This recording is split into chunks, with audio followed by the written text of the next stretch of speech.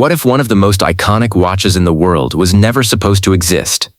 This $50 watch was designed to survive impacts that could destroy ordinary watches, and what started as a crazy idea inside a Japanese company eventually became a global icon worn by athletes, soldiers, musicians, celebrities, and millions of ordinary people. But here's what almost nobody knows. The first G-Shock wasn't created because Casio wanted to make a cool watch. It was created because one engineer broke a watch. And that accident would change the watch industry forever. Before Casio became famous for watches, the company was focused on something completely different. In post-war Japan, Casio built its reputation around electronic technology and calculators. Then, in 1974, the company entered the watch industry with the Casiotron, one of its first digital watches. Digital watches were revolutionary. They were accurate, affordable, and packed with technology, but they had one major weakness. They could break. And one Casio engineer named Kikuo Ibe experienced that problem personally. After accidentally breaking a watch that had sentimental value, Ibe became obsessed with creating something completely different. He wanted to build a watch that simply wouldn't break. Not a watch that could survive a small accident. A watch that could survive serious impact, water, and years of use. So Casio started experimenting, and the prototypes kept failing. Again and again. But after dozens of failed tests, Ibe discovered something that completely changed the design. Instead of trying to make every part of the watch stronger, the engineers realized they needed to protect the most important part, the module inside. The solution was a shock-resistant structure that allowed the outer case to absorb impacts while protecting the delicate mechanism inside. It sounds simple, but turning that idea into a real watch was anything but simple. Casio eventually developed what became known as the Triple 10 concept, approximately 10 meters of drop resistance, 10 atmospheres of water resistance, and a battery designed to last around 10 years. And in 1983, the first G-Shock, the DW5000C, was released. But here's where the story gets even more interesting.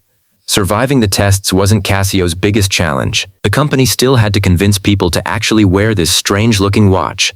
It was bulky. It looked completely different from traditional watches. And it wasn't trying to look expensive. It was trying to survive.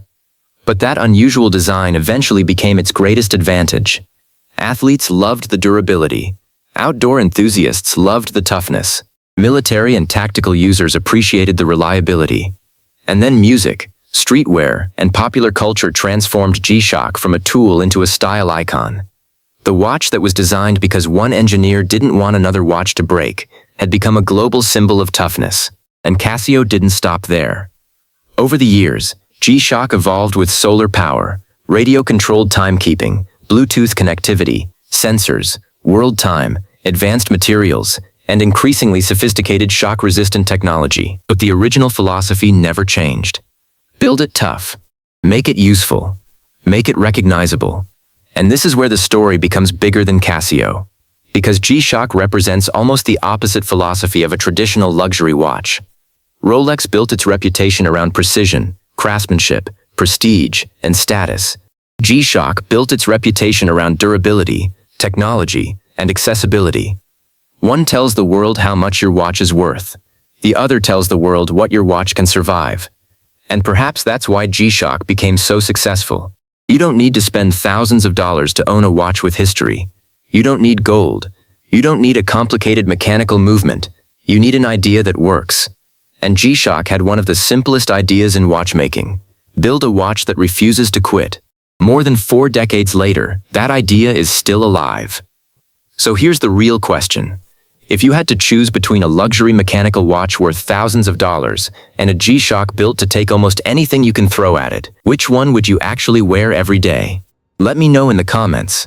Because sometimes, the most valuable watch isn't the one that costs the most. It's the one you never have to worry about.